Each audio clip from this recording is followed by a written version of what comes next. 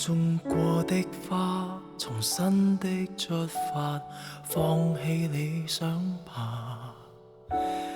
別再看塵封的喜帖，你正在要搬家。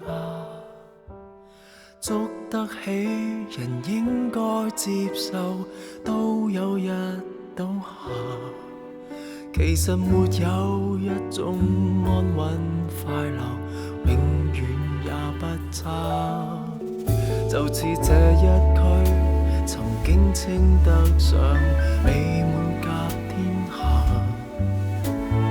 但霎眼全街的單位快要住滿烏鴉。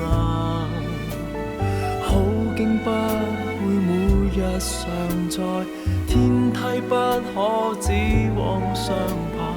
愛的人沒有一生一世嗎？大概不需要害怕。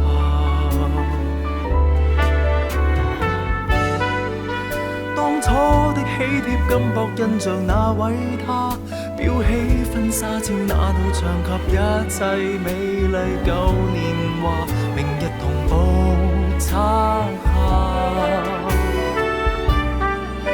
小餐台沙發雪櫃及兩份紅茶，溫馨的光景不過借出到期拿回嗎？等不到下一代是嗎？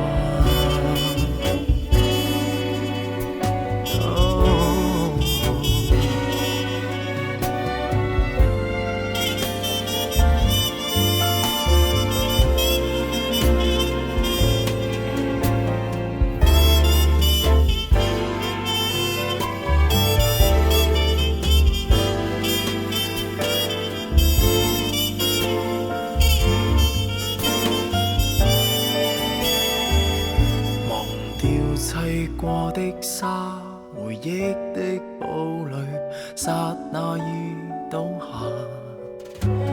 面對這焚起的荒土，你注定學會瀟灑。階磚不會拒絕磨蝕，窗花不可有咁落下。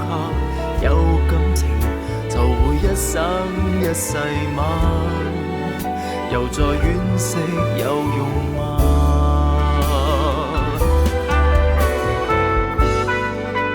當初的喜帖金箔印象那位他，裱起婚紗照那道牆及一切美麗舊年華，明日同步拆下。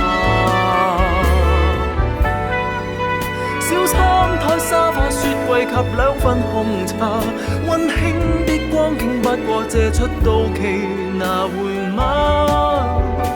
終須會是神都別怕。